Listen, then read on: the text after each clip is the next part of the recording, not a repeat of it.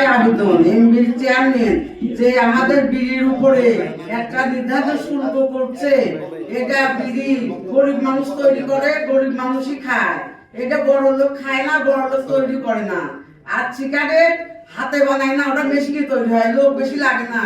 কিন্তু বিড়ির শ্রমিকের অনেক লোক লাগে, আমাদের লক্ষ লক্ষ কোটি কোটি মালিকরা কর্ম দিয়েছে শ্রমিকরা ক্ষুধার্ত, তারা এই কাজ করে কোনো মতো পেট চালায়, জীবন যাপন করে। তাই বিড়ির উপরে এমপি চেয়ারম্যান শুল্ক কর বাড়ায় নিয়ে যাবে না। আমরা প্রয়োজন হলে মাঠে নামবো সবাই মিলে ঐক্যবদ্ধ হয়ে, এক হয়ে।